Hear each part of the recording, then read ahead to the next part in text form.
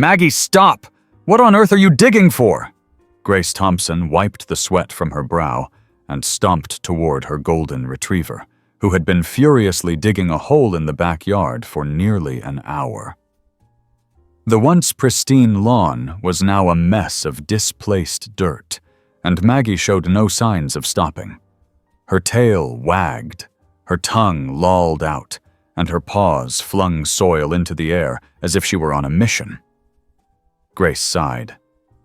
Maggie, honey, you're ruining my garden. The dog ignored her and kept at it. Grace squatted beside her, placing a hand on her furry back. Come on, girl, what's so interesting down there? Then Maggie let out a sharp bark and dug even faster. Dirt flew onto Grace's shoes, but before she could react, Maggie stopped. She sniffed at the hole and whimpered, stepping back as if inviting Grace to look.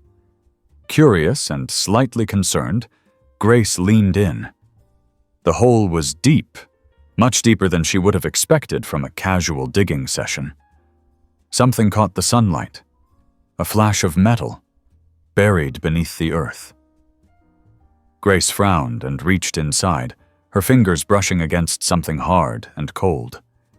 She dug a little more, her pulse quickening as she uncovered a rusted old tin box. Her breath caught in her throat. What was this? Maggie whined and pawed at the dirt, urging her to open it. Grace sat back on her heels and pried the lid open with trembling hands. Inside were small, yellowed papers. Letters. She unfolded one, her eyes scanning the faded ink. If anything happens to me, please know I tried. A chill ran up her spine. She unfolded another letter, but the words were too smudged to read. There were more papers inside, some torn, others pressed flat. Her heart pounded as she rifled through them, her mind racing with questions. Who had written these? How long had they been buried? And why was Maggie so determined to find them? Before she could process it all, her phone rang, making her jump. She fished it out of her pocket, glancing at the screen. It was her neighbor, Ben Harper, an elderly man who had lived in the house next door for as long as she could remember. Hey, Ben, she answered, still staring at the box. Everything okay? Grace, I don't mean to alarm you, but I saw Maggie digging earlier, Ben said, his voice lower than usual. And I need you to be careful. Grace frowned. Careful? Why? A pause. Then Ben sighed. I don't know if you ever heard the stories about your house. It's probably nothing, but some folks around here remember strange things happening a long time ago. Her grip tightened on the phone. What kind of strange things? Another pause. Disappearances. Grace's mouth went dry. Ben, what are you saying? Just, if Maggie found something, maybe you should have someone look at it. Grace swallowed hard. I think I already planned on it. After hanging up, she sat there, staring at the letters in her lap. Her fingers trembled as she reached for another one. The edges were brittle, and as she unfolded it, her stomach turned. I don't think I'll make it out. Goosebumps prickled her arms. She looked down at Maggie, who sat beside her, tail wagging but eyes filled with something that almost looked like concern. Grace exhaled and stood up. All right, girl. I think it's time we got some help. The next morning, she called the vet. Dr. Rachel Carter arrived an hour later, stepping out of her car with her vet bag slung over one shoulder. She was in her late 40s, sharp-eyed but kind-faced, and had been treating Maggie since she was a puppy. Grace had called her under the guise of checking on Maggie's odd behavior, but deep down, she wanted someone she trusted to witness what she had found. Grace, what's going on? Dr. Carter asked as she crouched down, rubbing Maggie's ears. She seems fine to me. Grace hesitated before leading her to the backyard. It's not her health I'm worried about. It's this. She pointed to the half-filled hole and the tin box resting on the grass nearby. Dr. Carter frowned, setting her bag down as she peered inside the box. She pulled out one of the letters and skimmed it. A shadow passed over her face. "Where did you find this?" she asked, her voice quieter now. "Maggie dug it up yesterday," Grace said. "I thought it was just some buried junk at first, but these letters, they sound like someone was in danger." Dr. Carter read another, her expression darkening. Then she looked up at Grace. "You should call someone about this." Grace swallowed. "You mean the police?" The vet nodded. "Yes, right now." A sense of unease crawled up Grace's spine. She pulled out her phone and hesitated before dialing. Her gut told her that this was bigger than she'd thought, that Maggie hadn't just dug up something from the past. She had uncovered something that needed to be brought to light. When the police arrived, Maggie sat beside Grace, her tail flicking, but her eyes watchful. As officers examined the letters and the tin box, an older officer knelt beside Grace and looked her in the eye. "Miss Thompson," he said carefully, "I don't think you realize what your dog just found." Grace's heart pounded. "What do you mean?" The officer exhaled, glancing at the box. "These letters, they match handwriting from a missing persons case, a case that was never solved." The world tilted slightly. Grace tightened her grip on Maggie's collar. "You mean Maggie just uncovered evidence?" The officer nodded. "And not just any evidence, potentially the last words of someone who disappeared decades ago." Maggie let out a low whine, pressing her nose against Grace's hand. Grace looked down at her, feeling a strange sense of gratitude swell in her chest. Whatever was about to unfold, she knew one thing for sure. Maggie had been trying to tell her something all along. Grace watched as the officer placed the rusted tin box into an evidence bag. The weight of what had just been uncovered still hadn't fully sunk in. Her backyard, a place where she had spent countless afternoons tending to her garden and watching Maggie chase squirrels, had become the center of something much bigger than she could have imagined. Maggie sat obediently beside her, ears perked, her gaze fixed on the officers.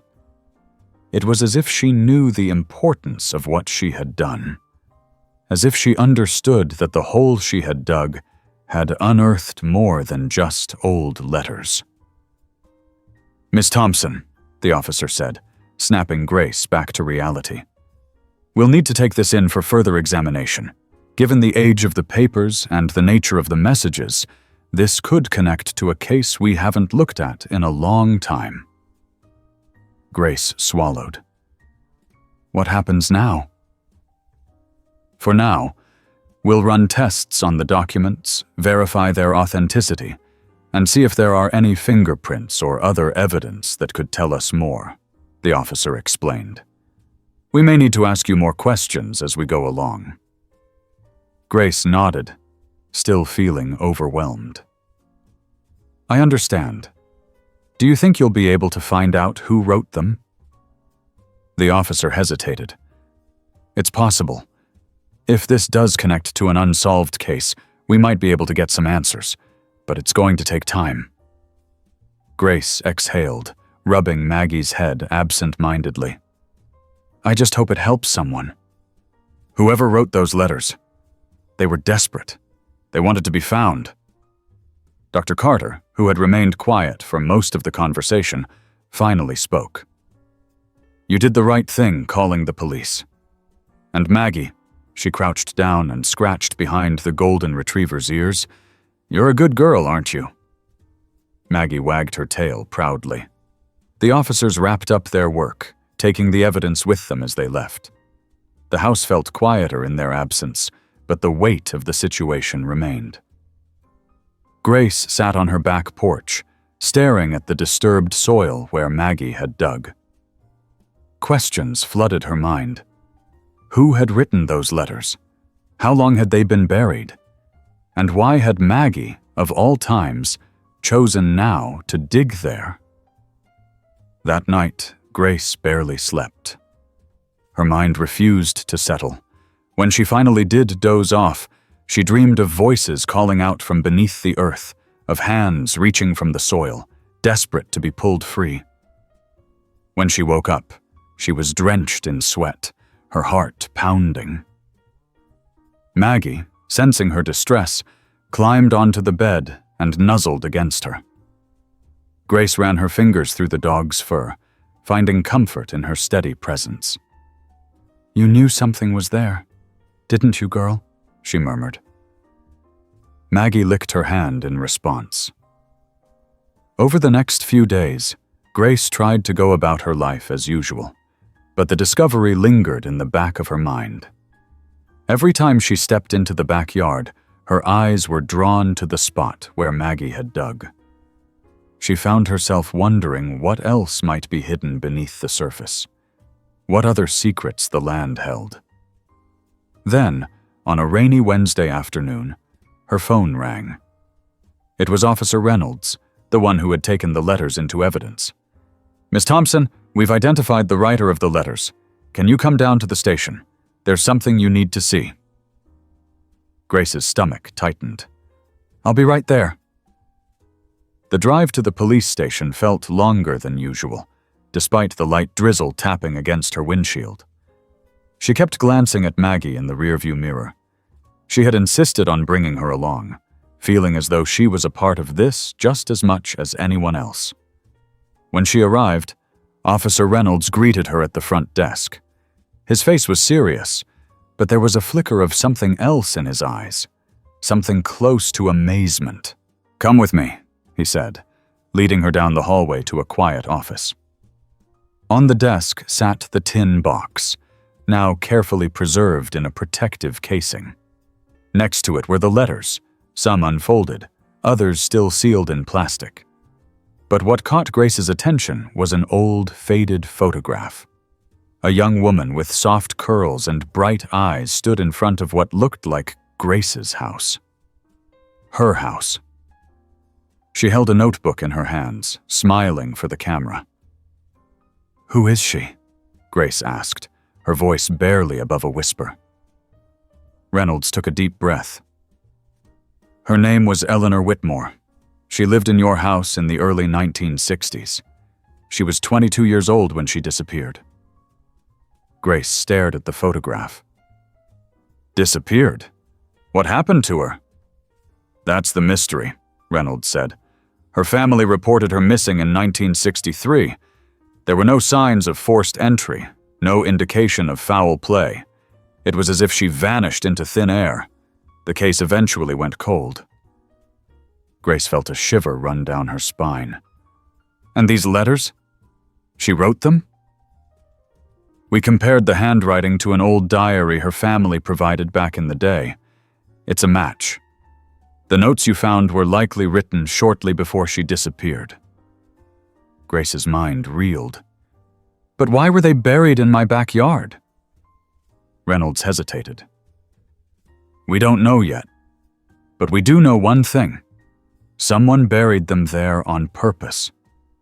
Someone didn't want them to be found." Grace felt her breath catch. "You think she was trying to get help?" "It looks that way," Reynolds admitted. "She must have known something was about to happen. Maybe she was trying to leave a message, hoping that one day someone would find it." Grace swallowed, glancing at the photograph again. "Do you think she's still out there?" Reynolds was quiet for a moment before he finally said, "We're reopening the case, and thanks to Maggie, we might just get some answers." Grace looked down at her dog, who sat patiently at her feet.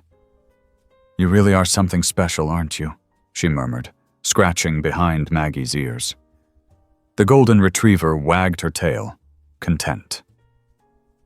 Reynolds stood. "If you remember anything unusual about the house, anything at all, let us know." Grace nodded. "I will." As she left the station, The rain had turned into a soft drizzle. She tightened her grip on Maggie's leash, feeling the weight of what she had learned pressing down on her. Eleanor Whitmore had once stood in her backyard. She had written those letters in desperation, trying to leave a message that had remained buried for decades. And somehow, Maggie had known exactly where to dig. That night, as Grace sat in her living room with Maggie curled up beside her, she couldn't shake the feeling that they had only scratched the surface of the mystery. Eleanor's story wasn't over. It had been waiting to be told. And now, it was up to Grace to uncover the rest. Grace sat on her front porch with a cup of coffee, staring out at the quiet street. The morning air was crisp, carrying the scent of damp earth from the rain the night before. Maggie sat beside her, resting her head on Grace's knee, her golden fur slightly damp from their earlier walk. Since the visit to the police station, Grace had been unable to shake the feeling that her home held more secrets than she could see. Eleanor Whitmore had lived here, had written those letters, had disappeared without a trace. The thought sent a chill down her spine. How had no one ever found those letters before now? And why had Maggie been so determined to dig in that exact spot? She sipped her coffee, her mind racing. There was one person who might know something. Ben Harper, her elderly neighbor. He had lived on this street for decades, and when she had first uncovered the letters, he had warned her to be careful. Maggie lifted her head as Grace stood. "Come on, girl. Let's go pay Ben a visit." Ben's house was only a few steps away. Grace knocked on the door and waited. A moment later, the door creaked open, and Ben's lined face appeared in the doorway. His blue eyes flickered with recognition and something else, concern. "Grace," he said slowly, "I had a feeling you might come by." "Do you have a minute?" she asked. "I wanted to ask you about Eleanor Whitmore." Ben exhaled and stepped aside, motioning for her to come in. "Might as well sit down for this." Grace followed him into the living room, where bookshelves lined the walls, filled with old hardcovers. A framed photo of a younger Ben with a woman, his late wife, Grace assumed, sat on the coffee table. Maggie settled on the floor at her feet as Ben eased into his recliner. "You said you remembered strange things happening around my house," Grace prompted. "What did you mean by that?" Ben rubbed his chin. "Back in the 60s, Eleanor was a sweet girl, quiet but friendly. She was engaged to a man named Walter Burns. He worked for a local real estate firm. Real charming fellow. But something about him never sat right with me." Grace frowned. "Why?" "Can't say for sure," Ben admitted. "He just had this way about him. Always watching her. A little too controlling, if you ask me. Eleanor used to go for long walks, but after they got engaged, she hardly left the house. Then one day she was gone. No warning, no sign of a struggle. The cops searched, but there was nothing to go on. It was like she vanished into thin air." A knot tightened in Grace's stomach. "Do you think Walter had something to do with it?" Ben leaned forward, his voice low. "I always did, but no one could prove anything. Walter moved away not long after. People stopped talking about it. Over time, it just became another old mystery." Grace glanced at Maggie, who was listening as if she understood every word. "Maggie found Eleanor's letters buried in my yard. They sounded like she was afraid, like she knew something bad was going to happen." Ben's jaw tightened. "Then maybe she was trying to warn someone. Maybe she was hoping someone like you would find them one day." The weight of his words pressed down on her. If she knew something was wrong, why didn't she leave? Why didn't she run? Ben shook his head. "Fear can trap people just as much as walls can. Maybe she tried. Maybe she didn't get the chance. A cold shiver ran down Grace's spine. Did anyone else live in my house after Eleanor disappeared? A few families came and went over the years, Ben said. No one stayed long. People said the place had a heaviness to it, like it didn't want to be a home. Grace swallowed. And you? Have you ever seen or heard anything strange? Ben hesitated. There were nights when I'd see a light flicker in an upstairs window, but the house was empty. And sometimes I'd hear something like a woman crying. Always thought it was just the wind. Now, I'm not so sure. Grace sat in silence, trying to process everything. Maggie pressed her head against Grace's knee, as if sensing her unease. Ben sighed. If you want my advice, Grace, don't go digging too deep. Some things don't want to be found. But Grace knew she couldn't ignore this. Eleanor's story had been buried for decades, but now it was clawing its way to the surface.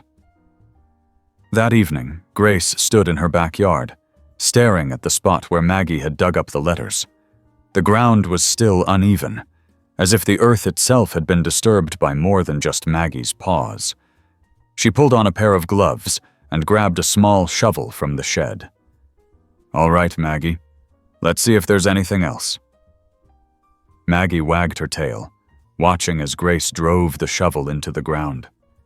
She dug carefully, deeper than before, until the metal edge scraped against something solid.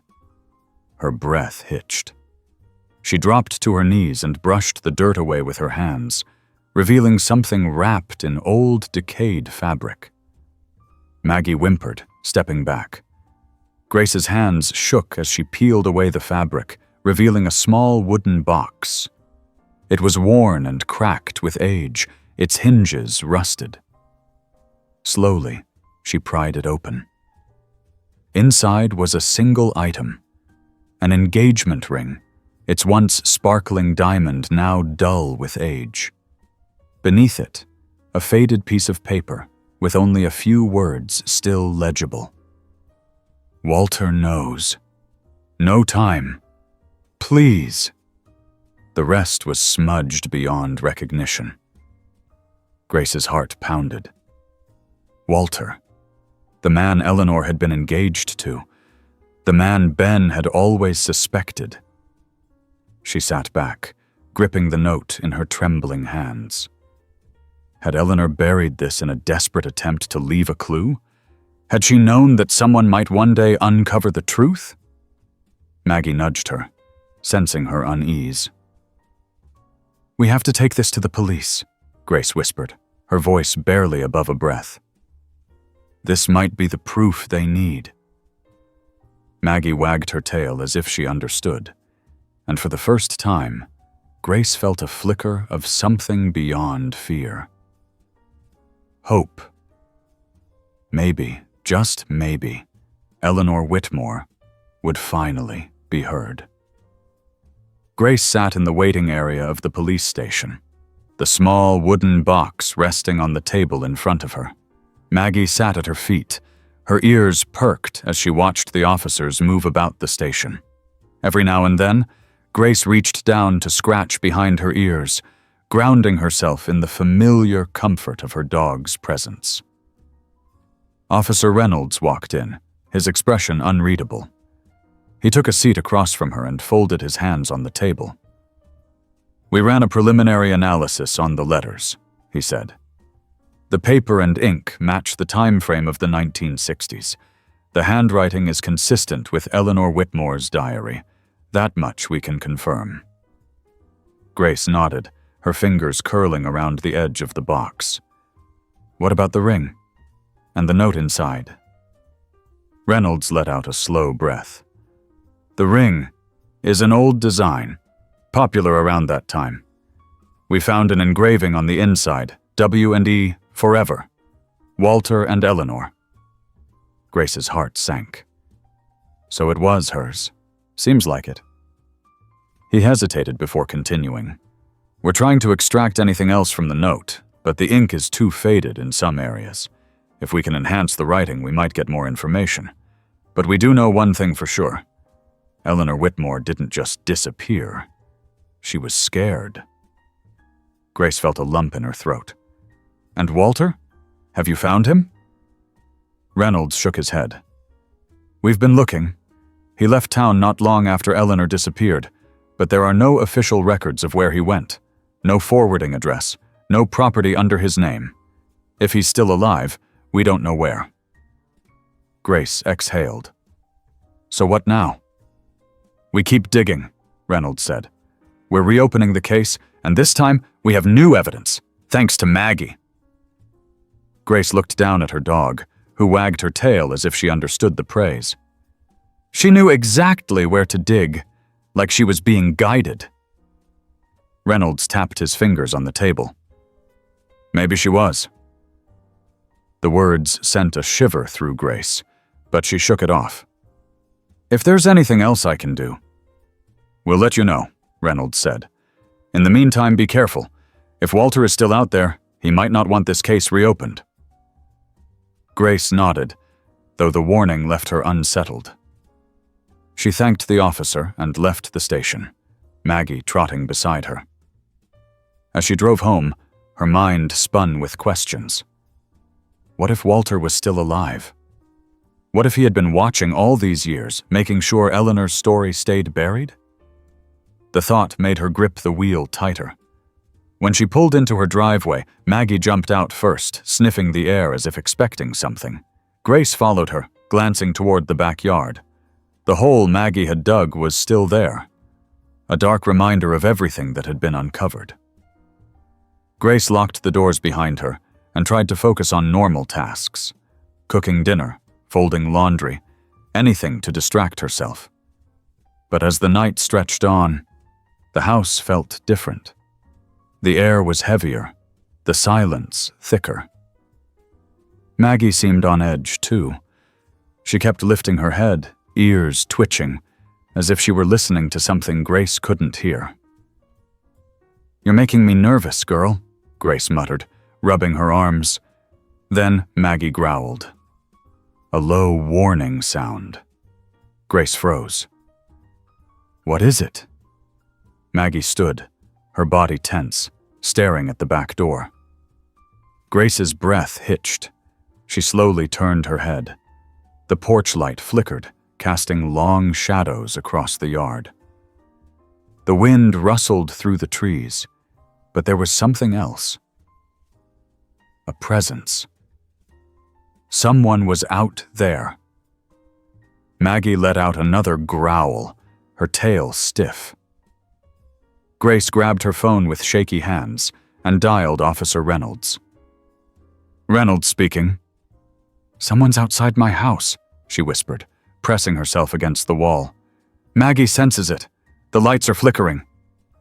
Stay inside, Reynolds ordered. I'm on my way. Lock all doors and don't open them for anyone.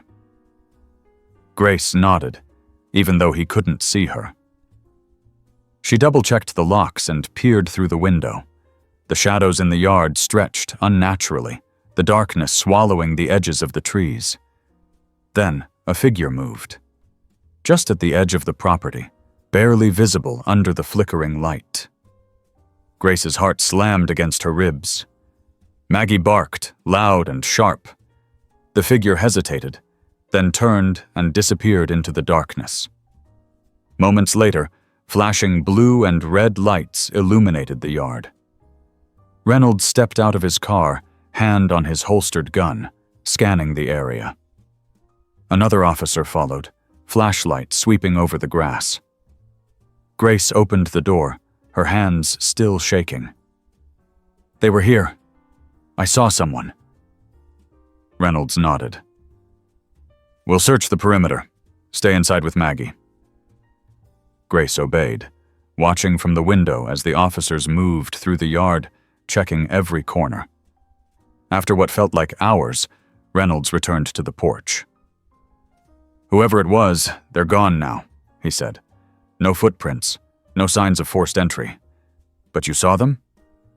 Grace nodded. Tall, maybe a man. I couldn't see much, but they were watching. Waiting. Reynolds's jaw tightened. We'll put a patrol on your street. If they come back, we'll catch them. Grace swallowed hard. Do you think it was Walter? Reynolds hesitated. I don't know, but someone doesn't want you digging any further. Grace glanced at Maggie, who sat by her side, still alert. Well, they're too late. We already found what they were trying to hide. Reynolds nodded. And we're not stopping now. As the officers left, Grace locked the doors again and turned toward Maggie. The golden retriever sat watching her, tail flicking. Looks like we're in this together, girl, Grace murmured. Maggie wagged her tail and pressed her nose against Grace's hand. No matter what came next, Grace knew one thing for certain. She wasn't backing down. Grace woke to the sound of Maggie pacing at the foot of the bed. The golden retriever let out a soft whimper, her tail flicking nervously. Grace sat up, rubbing her eyes. What is it, girl? Maggie stopped and stared at the window. The curtains were closed, but the way the dog stood, rigid, ears twitching, sent a chill up Grace's spine. The events of the night before rushed back. The shadowy figure in the yard, the flickering light, the way her gut told her she wasn't imagining things. She reached for her phone. It was just past 5 in the morning, still dark outside. The police had checked the property the night before, but whoever had been watching her was gone by the time they arrived. Had they come back? Grace swung her legs over the side of the bed and tiptoed toward the window. She pressed 2 fingers against the curtain and pulled it back just enough to peek outside. The street was empty. The porch light was on, casting a faint glow over the yard. Nothing seemed out of place. Maggie huffed and sat down, her eyes still locked on the window. Grace let the curtain fall back into place. Come on, let's go see. Maggie trotted ahead as Grace made her way downstairs. She checked the locks on the front and back doors. Secure. Nothing had been disturbed. Even so, she couldn't shake the feeling that she was being watched. She exhaled, trying to steady her nerves. Maybe she was just jumpy, after everything that had happened. Maybe Maggie was picking up on her anxiety, or maybe someone really was out there.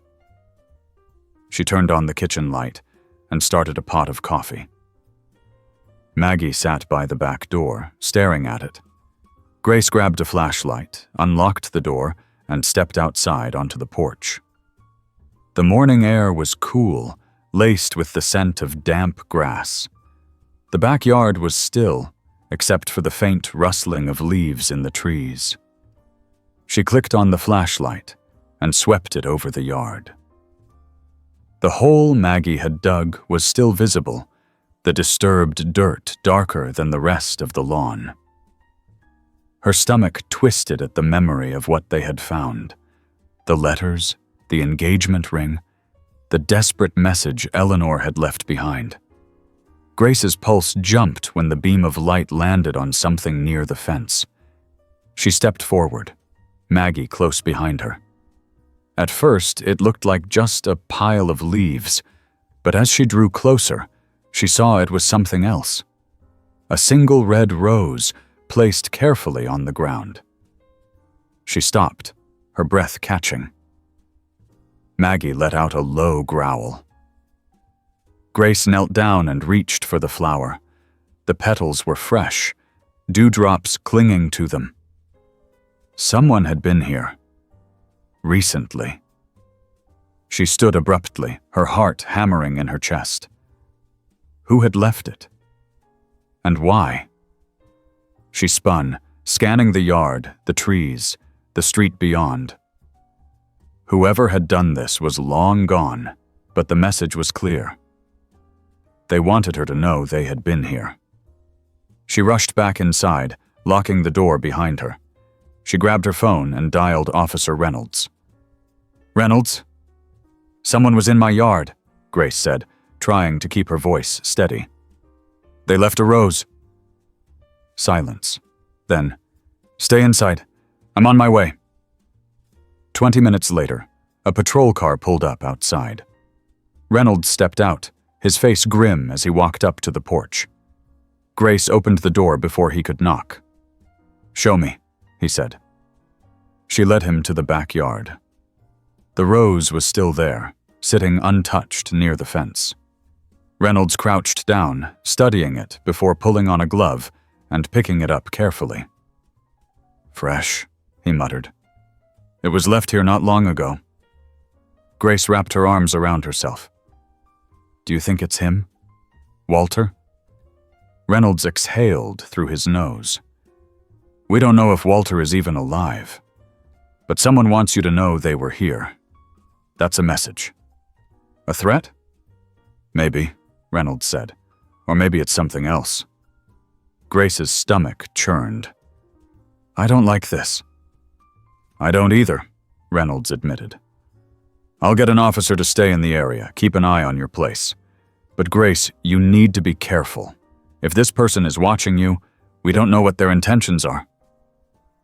Grace nodded, her mind spinning. She had stepped into something deeper than she had ever expected. What had started with Maggie digging in the yard had turned into something much bigger. Someone, maybe Walter, maybe someone else, was trying to remind her that the past wasn't buried as deep as it seemed.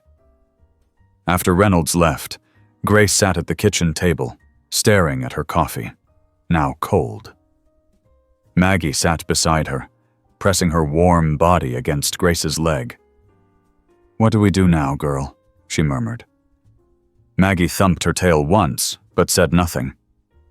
Grace pulled out her laptop. If the police were still struggling to track down Walter, maybe she could do some digging of her own. She started with public records, searching Walter Burns's name. There were old newspaper articles about his engagement to Eleanor, then a few about her disappearance.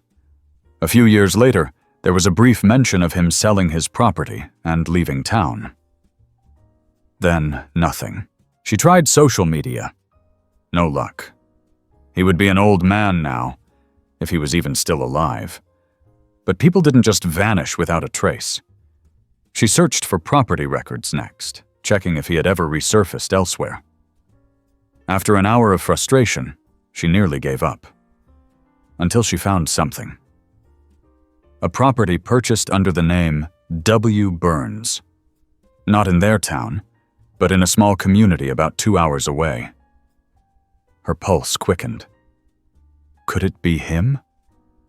She copied the address, staring at it. She could give this to Reynolds. Let the police handle it.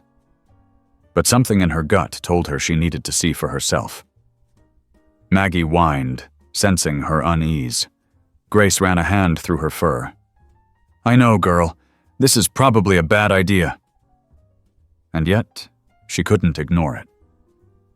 By afternoon, she was on the road, Maggie sitting in the passenger seat. The sky was overcast, the highway stretching ahead like an uncertain path.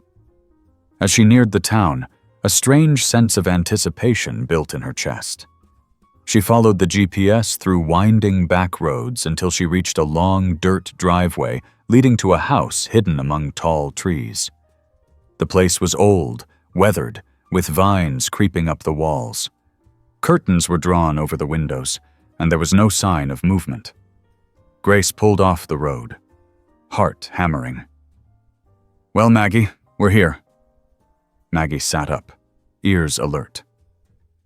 Grace took a deep breath and reached for the car door handle. She hesitated.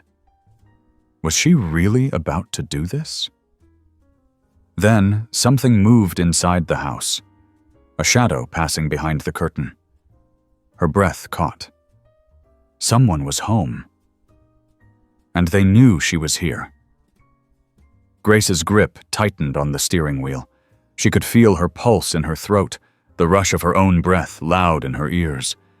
The house in front of her was silent, almost too still. The shadow she had seen flicker past the window was gone, but she knew she hadn't imagined it. Someone was inside. Maggie let out a low whine, her ears twitching. Grace reached over, scratching behind her ears to soothe her, though she wasn't sure if she was trying to comfort Maggie or herself. "Okay, girl. What now?" she whispered. She could call Reynolds, let him know she had found something. But what could she really say? That she had tracked down an old address connected to Walter Burns and saw movement inside? There was no proof he was even here, no real reason to be suspicious aside from her gut telling her something wasn't right.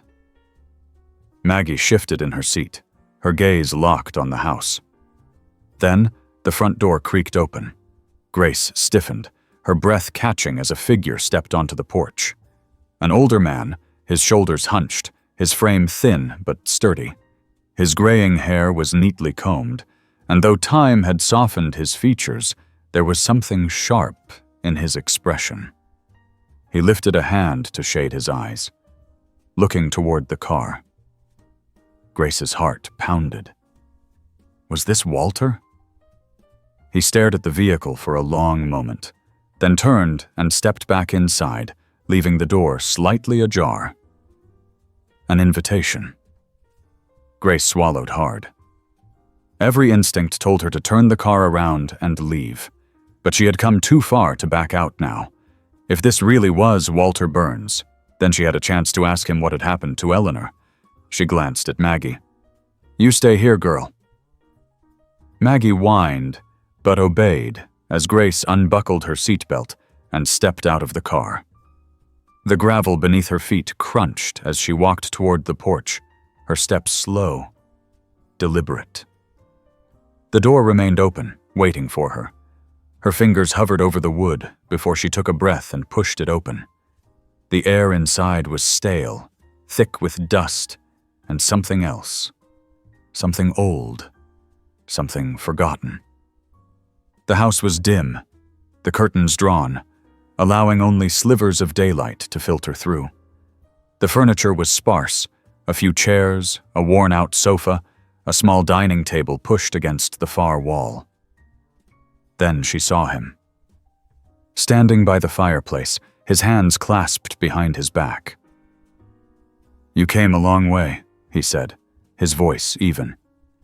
"I suppose you have questions." Grace's mouth was dry. "Are you Walter Burns?" The man turned slightly, his gaze sharp as he studied her. "You already know the answer to that."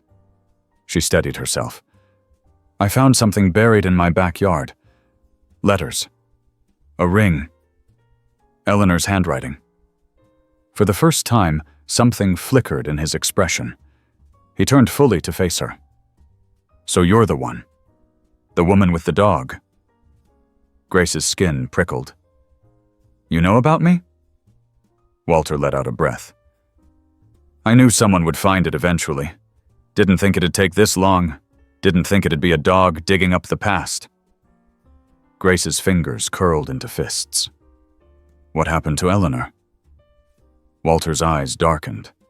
He turned away, walking slowly to the old wooden chair by the fireplace and easing himself down. "People always thought they knew what happened. They looked at me, pointed fingers. I let them.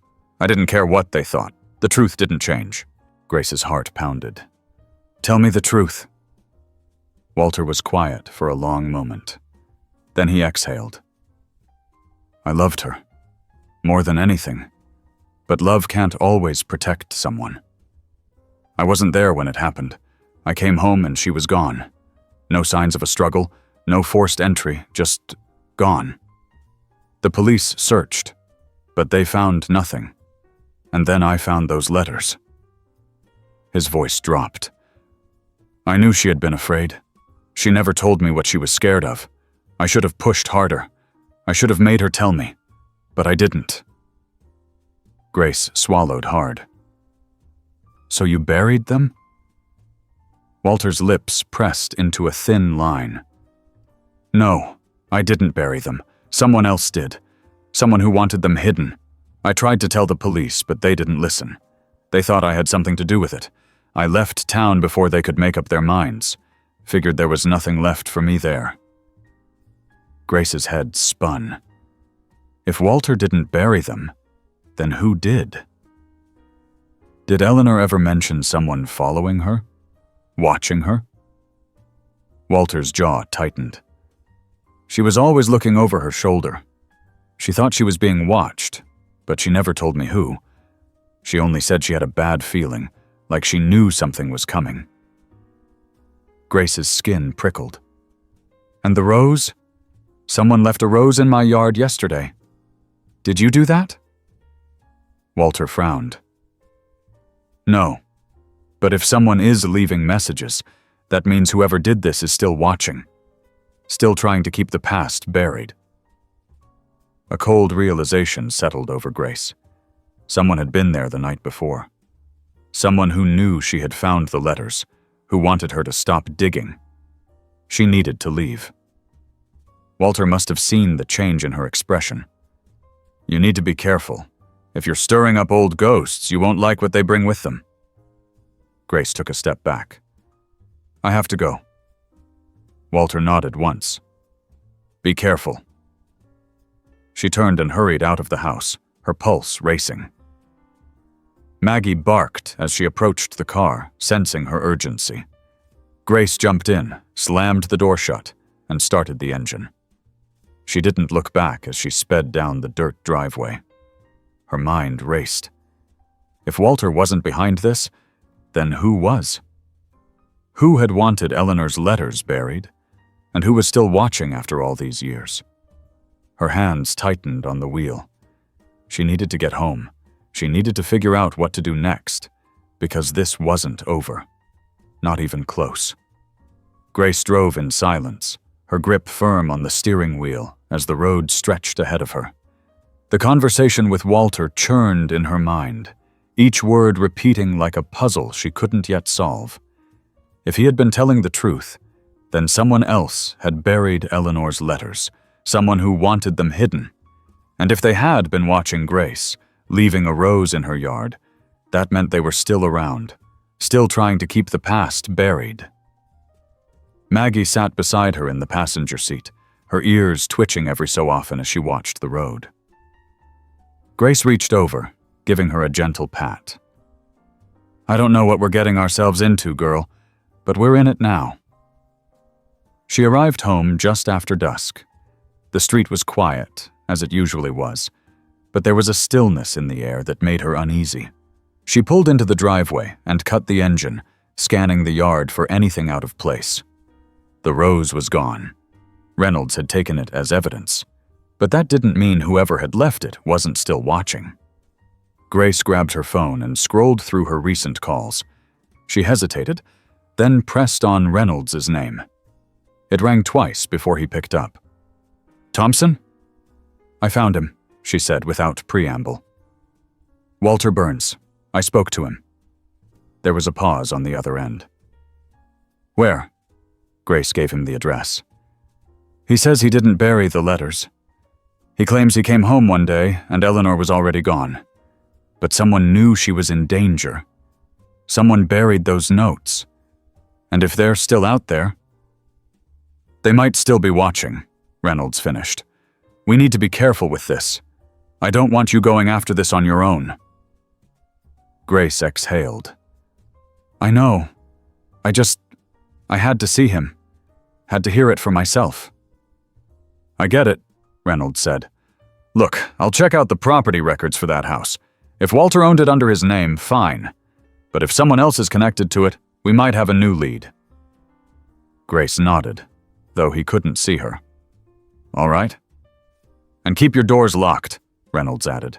"I'll have a patrol car swing by your house a few times tonight. If anything feels off, you call me immediately." "I will." Grace ended the call, slid her phone into her pocket, and got out of the car. Maggie hopped down beside her, ears perked as they walked toward the front door. The porch light buzzed faintly, casting long shadows over the yard. She unlocked the door, stepping inside and flipping on the lights. The house was quiet. Normal. She set her keys on the counter and exhaled. Maybe she was overthinking things. Maybe she was letting the paranoia get to her. But then Maggie let out a soft growl. Grace stiffened. "What is it, girl?" Maggie's gaze was locked on the back door, her tail stiff, body tense. Grace turned her head slowly. The door was closed. The lock was in place, but something felt wrong. She stepped forward carefully, pressing her palm against the wooden frame. Cold air leaked through the edges, more than usual. And then she saw it. The lock was scratched. Fresh marks, thin but visible, right around the keyhole. Her breath hitched. Someone had tried to get in. She staggered back, her heart pounding in her chest. Who had been here? And how long ago? Maggie let out another low growl, stepping protectively in front of Grace. Her muscles were tense, ready. Grace grabbed her phone, her fingers shaking as she dialed Reynolds again. He picked up immediately. "What's wrong?" "Someone tried to break into my house, the back door. There are scratches around the lock. It wasn't like that before." "Stay inside," Reynolds ordered. "I'm on my way. Lock yourself in a room if you have to." Grace obeyed, locking the front door, double-checking the windows. She sat in the living room with Maggie at her feet, her phone clenched in her hand as she waited. It felt like an eternity before she saw the flash of headlights and the sound of a car door slamming. Reynolds knocked on the door, and Grace hurried to let him in. He stepped inside, his eyes sharp as he scanned the room. "Show me." She led him to the back door. He crouched down, running his fingers over the scratches. His jaw tightened. Someone used a tool on this, probably trying to pick the lock. Could have been a break-in attempt, or someone looking for something specific, Grace finished, her throat dry. The letters, the ring, something connected to Eleanor. Reynolds stood. "They didn't get inside. That's what matters. But I don't like this, Thompson. Someone knows you found those letters, and they don't want you to have them." Grace's hands clenched at her sides. "Then they know I went to see Walter." Reynolds nodded grimly. "And that means we have a bigger problem than we thought." Maggie whined, pressing against Grace's leg. Grace reached down, running a hand through her fur. "What do we do now?" Reynolds exhaled. "First, I'm not leaving you here alone tonight. If someone's watching you, we're not giving them a chance to try anything. I'll stay until morning." Grace wanted to argue, but she knew better. "Okay." "Second," Reynolds continued, "we're going to dig deeper into Eleanor's case. Someone wanted it closed all those years ago. We're going to find out why." Grace nodded, determination hardening in her chest. Whoever had been trying to keep Eleanor's story buried had made one mistake. They had left Maggie to find it. The next morning, Grace woke up with Maggie curled up beside her on the couch, her warm fur pressed against her leg. She rubbed her eyes, the weight of exhaustion settling in her bones. The previous night had stretched on longer than she'd expected, with Reynolds staying up to check the perimeter of the house multiple times. He had insisted on keeping watch while she slept, but now, as she stirred, she saw him sitting at her kitchen table, drinking a cup of coffee. "Morning," he said, without looking up. Grace sat up, stretching her sore limbs. "Did you sleep at all?" Reynolds let out a dry chuckle. "I've had worse nights." She glanced at the back door, her mind instantly flashing back to the scratches around the lock. "Anything?" He shook his head. "No sign of them coming back. But they will." The certainty in his voice sent a shiver down her spine. "What do we do?" Reynolds took a sip of coffee, his brow furrowed. I made some calls early this morning, looked into old property records, town archives. I was hoping to find something about Eleanor's case that might have been overlooked back then. Grace leaned forward. And? He set his coffee down. It wasn't just her house that had reports of strange activity back then. In the months leading up to Eleanor's disappearance, there were other incidents in town. People reporting break-ins, hearing things at night, missing personal belongings, all dismissed as coincidences. But they all stopped after Eleanor disappeared. A chill crawled up Grace's spine. So whoever was watching her, they might have been watching others too? Reynolds nodded. It's possible. And there's something else. He pulled out his phone and turned the screen toward her. It was a scanned copy of an old newspaper article. The headline read, "Local Woman Missing. Police Search for Eleanor Whitmore." Below the text was a black and white photo of Eleanor, her bright eyes staring at the camera. But it was another part of the article that caught Grace's attention. There was another name connected to her case, Reynolds said. Someone who claimed to have seen her the night before she disappeared. A man named Richard Lively. Grace frowned. Who is he? Reynolds exhaled. That's what I'm trying to figure out. He was interviewed once, said he saw Eleanor walking late at night near the edge of town, looking like she was in a hurry. But then, nothing. No follow-ups, no mention of him in the investigation afterward. Grace's mind raced. If he was the last person to see her, why wasn't he questioned more? That's what I want to know, Reynolds said. And here's where it gets strange. Lively left town not long after Eleanor went missing. No records of him coming back. Grace tapped her fingers against the table. You think he was involved? Reynolds hesitated. I don't know. But if he saw something, or knew something, then maybe that's the missing piece. Grace stood, pacing the kitchen. How do we find him? I've got someone running searches on old records, Reynolds said. If he's still alive, we'll find him. Grace nodded, trying to push down the anxious energy building inside her. Maggie, sensing her unease, nudged her leg. She reached down and ran her fingers through the dog's fur. If he really was the last person to see Eleanor, then he might be the only person who can tell us what happened. Reynolds gave her a firm look. Which is why we're doing this the right way. No chasing after him on your own. Grace sighed. I know. But deep down, she wasn't sure she could just sit and wait. By the afternoon, Reynolds left with a promise to call her as soon as he had news. Grace spent the next few hours trying to keep herself busy, cleaning, sorting through old paperwork, anything to keep her mind from spiraling. But her thoughts kept returning to Eleanor, to the letters, to the feeling that someone was always just out of sight, watching. Maggie stayed close, following her from room to room. She had always been protective, but now, her watchful presence felt like more than just instinct. It felt like she knew something Grace didn't. When the sun began to set, Grace sat on the back porch with a cup of tea, watching the sky darken.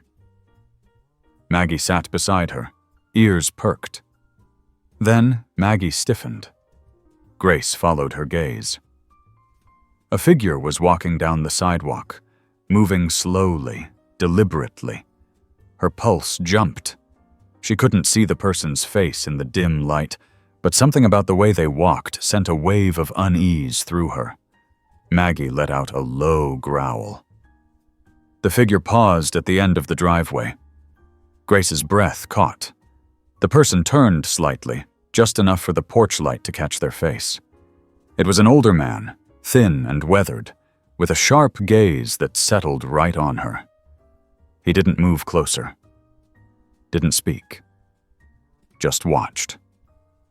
Grace swallowed hard. Maggie, now! Maggie hesitated, but at Grace's firm voice, she backed toward the door. Grace followed, her heart hammering. She locked the door, her hands shaking as she peeked through the window. The man was gone. She grabbed her phone and dialed Reynolds. He answered on the first ring. "What's wrong?" "There was a man outside my house," Grace said, struggling to keep her voice steady. "Thin, older, sharp eyes. He was watching me. Then he just left." Reynolds swore under his breath. "Did you recognize him?" "No," Grace admitted. "But he seemed like he wanted me to." "I'll send a car to patrol your street," Reynolds said. "And Grace, keep your doors locked. Someone's trying to send you a message. And I don't think they're done yet." Grace hung up, pressing a hand to her forehead. Maggie stayed close, her eyes still fixed on the door. Grace took a deep breath. Whoever was watching her, whoever had left that rose, whoever had tried to get inside, they weren't going to stop, and she had no intention of backing down. Grace sat on the couch, her fingers gripping her phone as she replayed the encounter in her mind. The way the man had just stood there, watching. He had wanted her to see him. But why? What was the message he was trying to send? Maggie was curled at her feet, ears twitching every so often. Every little creak in the house made Grace jump. The weight of everything. Eleanor's letters, Walter's confession, the break-in attempt, and now this silent visitor, pressed down on her. She needed answers, and she needed them soon. Her phone vibrated. She nearly dropped it before seeing Reynolds' name flashing on the screen. "Tell me you found something," she said as she answered. "We might have a lead on Richard Lively," Reynolds said. "But it's thin. He hasn't left much of a paper trail, which tells me one of two things. Either he wanted to disappear, or someone made sure he did." A shiver ran down Grace's spine. "Do we know where he went after leaving town?" Last known address was an apartment in a neighboring county, but that was almost 30 years ago. No employment records, no driver's license renewals after that. Reynolds sighed. "It's like he vanished." Grace bit her lip. If he was the last person to see Eleanor, he might have known something. Maybe whoever was watching Eleanor decided to watch him, too. "That's what I'm afraid of," Reynolds admitted. "But I'm not giving up. I'll keep digging. In the meantime, I don't want you staying alone at the house. Whoever was outside tonight, they weren't just passing by." Grace exhaled. "I can stay at a friend's place." "Good. And if anything else happens, you call me immediately." After ending the call, Grace stared out the window. The street was quiet now, but she knew better than to believe she was alone. She packed a quick bag, grabbed Maggie's leash, and locked up the house before driving to her friend Sarah's place on the other side of town. Sarah, a former co-worker, and one of the few people Grace trusted completely, opened the door, concern etched on her face. "What's going on? You sounded shaken on the phone." Grace stepped inside, Maggie trotting in beside her.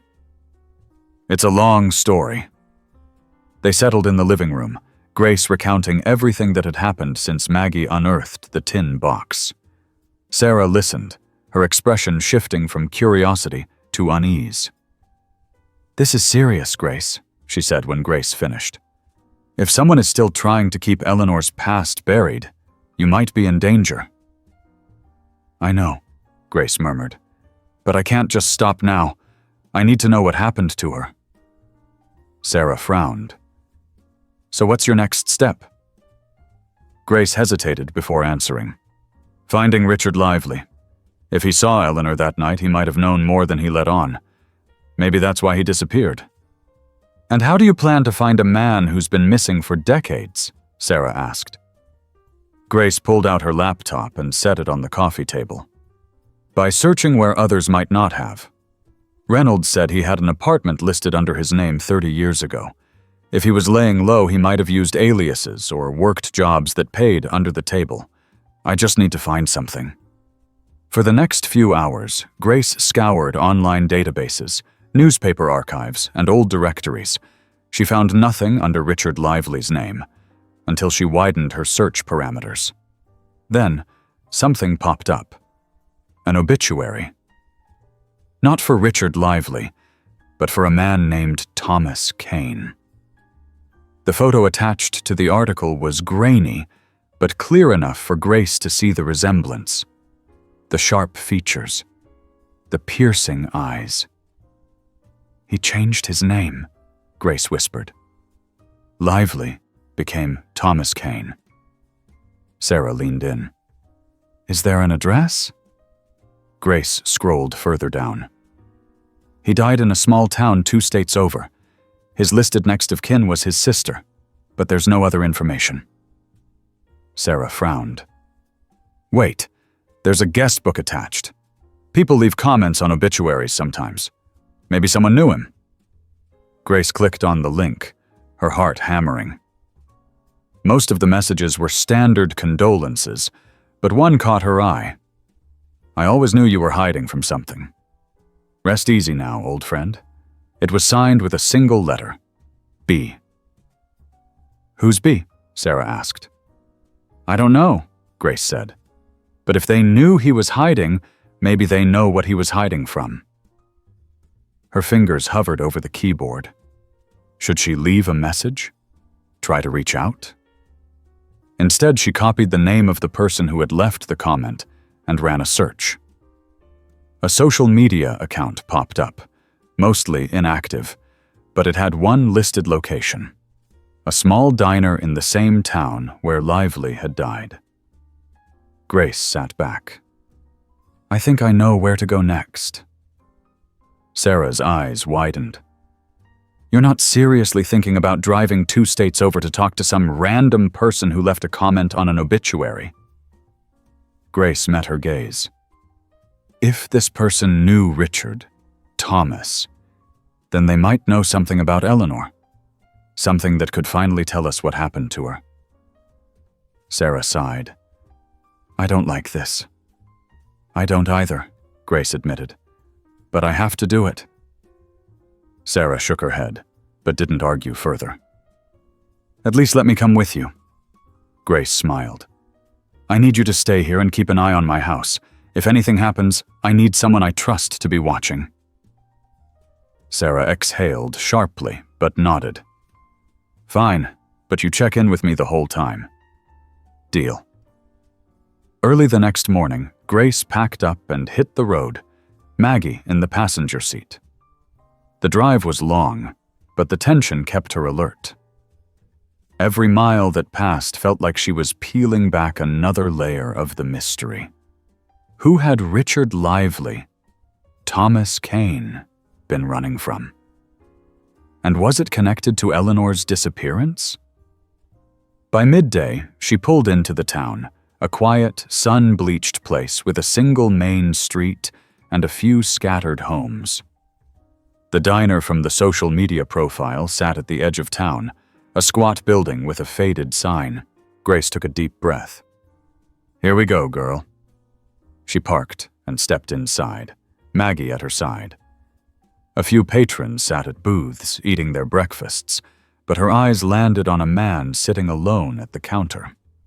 Older, weathered, with sharp eyes that flicked toward her the second she walked in. He knew who she was before she even spoke. Grace approached slowly. Are you B? The man sighed and set down his coffee. I was wondering when someone would come looking. Grace's pulse jumped. Then you know why I'm here? B nodded, his expression unreadable. You want to know about Thomas Kane and why he spent his whole life looking over his shoulder. Grace swallowed hard. And Eleanor Whitmore.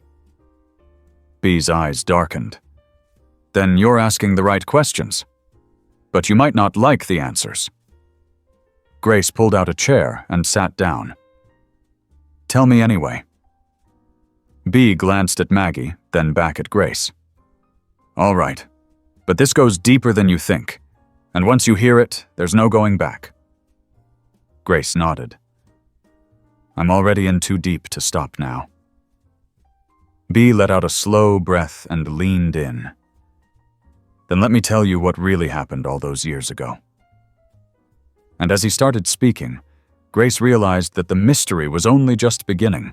B's fingers traced the rim of his coffee mug as he stared at Grace, his eyes shadowed with something she couldn't quite place. Regret, maybe, or something deeper.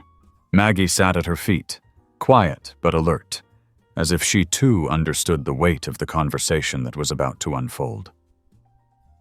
Thomas Kane, or Richard Lively, as you know him, was running from something for a long time, B said, voice low. Not just the past, not just the guilt. He was running from a person.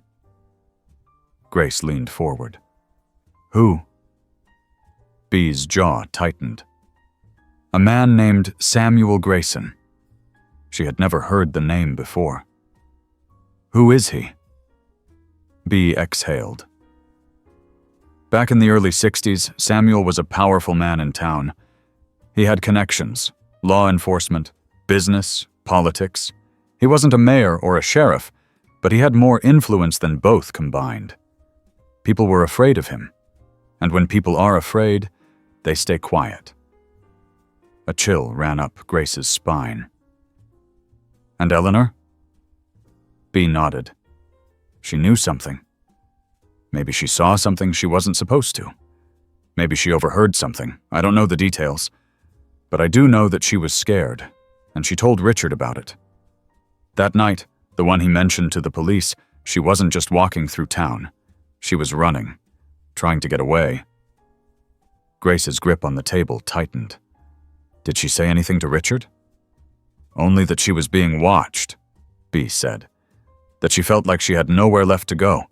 She begged him not to tell anyone she had spoken to him. He never saw her again after that night. The next morning she was gone. And Richard, well, he figured out real quick that the wrong people were looking into what he knew. So he left. Changed his name, started over. But he was always afraid. And now I think I know why. Grace swallowed. Why? B looked around the diner as if checking to see if anyone was listening. Then he lowered his voice. Because Samuel Grayson never left. Grace's blood ran cold. You mean, he's still alive, B confirmed. Old now, but alive. And he still has power, even if it's not as public as it used to be. I don't know what Eleanor found out all those years ago, but I can tell you this. Whoever was watching you, whoever left that rose, it's connected to him. Grace's pulse pounded in her ears. How do I find him? B's eyes hardened. You don't. You walk away. Whatever happened to Eleanor, it's buried deep for a reason. If you start pulling at the threads, you might not like what unravels. Grace exhaled sharply, trying to steady herself. I can't walk away. Not now. B studied her for a long moment, then sighed. You remind me of Richard. He was stubborn, too. Grace waited, hoping he would give her something. Anything she could use. Finally, B pulled a napkin from the dispenser, grabbed a pen from his pocket, and scribbled something down. He slid it across the table to her. An address. It's an old estate on the outskirts of town, B said. Grayson used to live there. He still owns it, far as I know. If he's still pulling strings, that's where they're coming from. But Grace, he fixed her with a firm stare. If you go there, you need to be careful. People like Grayson don't just let things go. Grace nodded, slipping the napkin into her pocket. Thank you.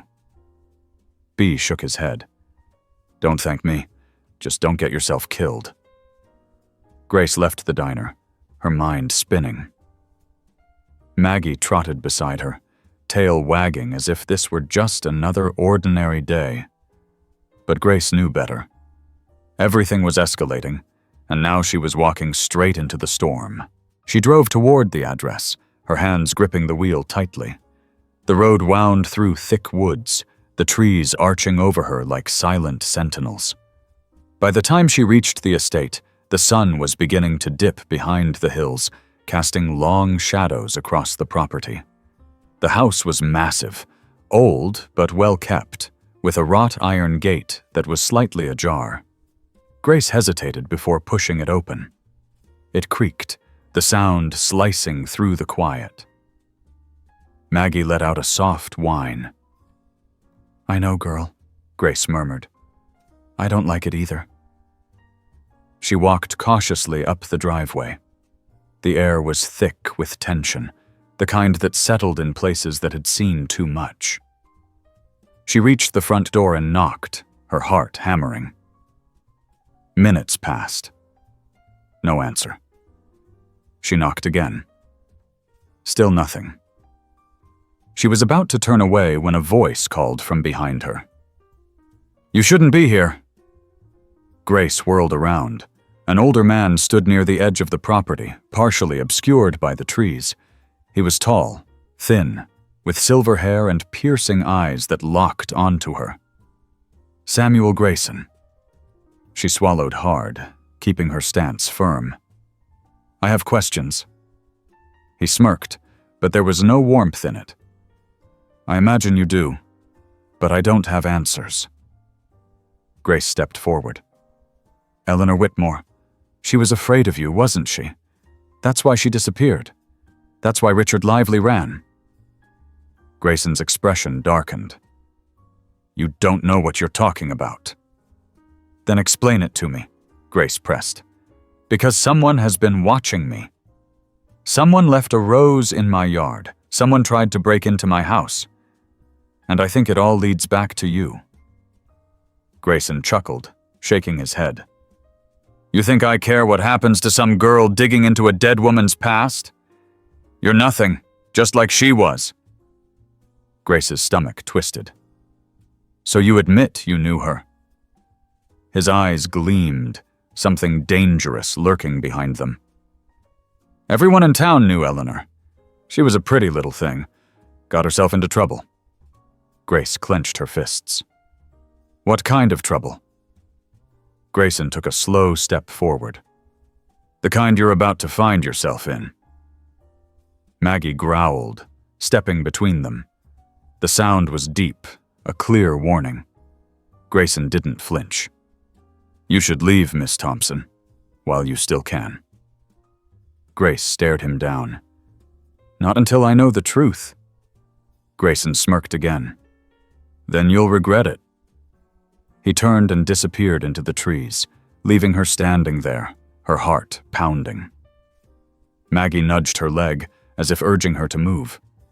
Grace inhaled sharply and backed away from the estate. She had pushed him, but she hadn't broken him. Not yet. But she would. No matter what it took, she was going to find out what happened to Eleanor Whitmore, even if it meant going head-to-head with Samuel Grayson himself. Grace tightened her grip on Maggie's leash as she backed away from the estate. Her heart pounded, every instinct telling her to run, but she forced herself to stay calm. She had gotten too close. Grayson had as good as admitted he was involved, but she needed proof. Real proof. Something that would bring him down. Something that would give Eleanor the justice she never got. She drove back to town, her thoughts racing. She needed to talk to Reynolds. If Grayson had ties to law enforcement back then, maybe there was something in old case files, something the original investigators had overlooked or buried. She pulled out her phone and dialed, her fingers trembling as she waited for him to pick up. "Thompson?" His voice was sharp, alert. "Where are you?" "I found him," she said. "I found Samuel Grayson." There was a long silence. "Where?" She gave him the address. "He's still alive. And he knows more than he's letting on. He practically threatened me." Damn it, Grace, Reynolds muttered. I told you to let me handle this. You weren't moving fast enough, she shot back. We don't have time. He knows I'm getting close. And whoever's been watching me, it's connected to him. Reynolds exhaled sharply. Get somewhere safe. I'm pulling the old case files, seeing what I can find. Stay put until I call you. Grace hung up and drove back to Sarah's place. Her friend greeted her at the door, arms crossed. Tell me you didn't do something reckless. Grace walked past her into the house, Maggie close behind. Too late, Sarah groaned. Grace, I had to, Grace said. And now I need to figure out what to do next. Sarah sighed, but didn't argue. She poured them both coffee and sat down across from Grace at the kitchen table. So what now? We wait, Grace said. Reynolds is looking into the case files. If there's anything left that connects Grayson to Eleanor, he'll find it. The waiting stretched on for hours. When Reynolds finally called back, it was past midnight. Grace picked up on the first ring. I found something, he said. It's bad. Grace's stomach dropped. Tell me, Reynolds hesitated. There was a witness back then, a woman who worked at the diner where Eleanor used to go. She came forward after Eleanor disappeared, said she saw her arguing with a man the night before she vanished. Grayson? Grace guessed. Not directly, Reynolds said. The report only referred to him as a man with influence.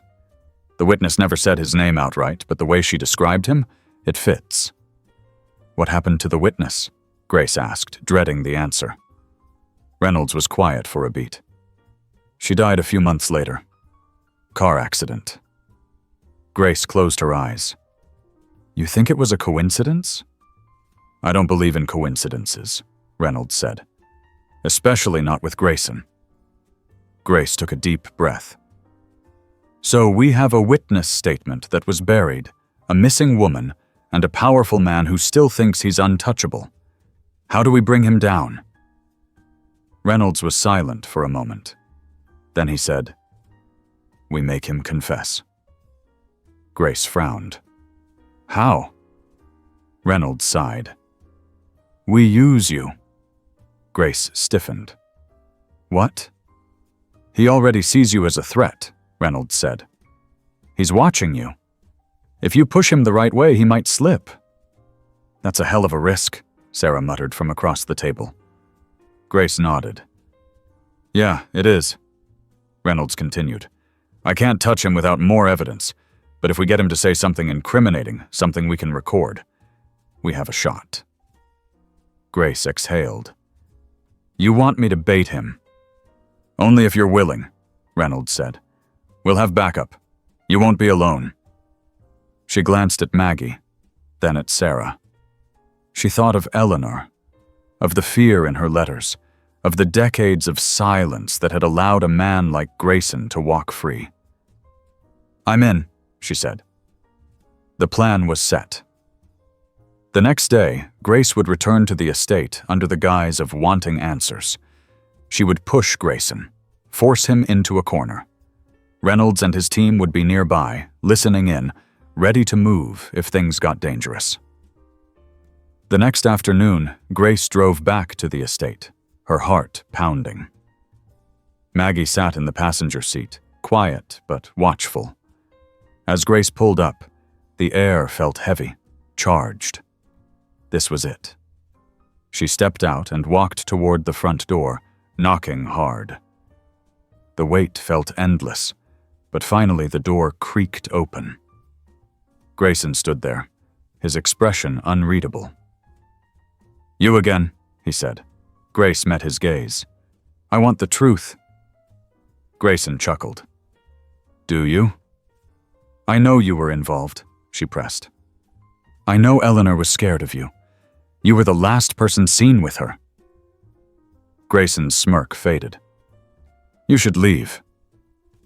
I think you had her killed, Grace said, her voice steady. And I think you've been covering it up ever since. His jaw twitched. "Careful, Miss Thompson." "Or what?" Grace challenged. "You'll do to me what you did to her." Grayson took a slow step forward. "You don't know what you're talking about." "Then tell me," Grace pushed. "Tell me what happened to Eleanor." For the first time, something flickered in Grayson's eyes. A crack in the armor. "She was a stupid girl," he muttered. "Didn't know how to keep her mouth shut." Grace's breath caught. "So you silenced her?" Grayson's hands clenched at his sides. "She should have left well enough alone." A rustling noise came from the woods behind them. Grace's pulse jumped. Then a voice called out, "Step away from her, Grayson." Reynolds. Grayson turned just as officers emerged from the trees, weapons drawn. "You're done," Reynolds said. "We heard everything." Grayson's face twisted in rage, but there was nowhere to run. Within moments, officers surrounded him, placing him in handcuffs. Grace stepped back, her breath coming fast. It was over. Maggie barked, as if sensing the shift, as if knowing that justice had finally caught up. Reynolds approached, his expression grim but satisfied. "You did good, Thompson." Grace exhaled, feeling the weight she had carried for weeks begin to lift. Eleanor's story had been buried for decades, but now the truth was finally in the light. As Grayson was led away, Grace looked up at the sky. Somewhere, she hoped, Eleanor Whitmore was finally at peace. She reached down and scratched Maggie's head. "You really are something special, girl." Maggie wagged her tail, and for the first time in a long time, Grace felt like she could breathe again.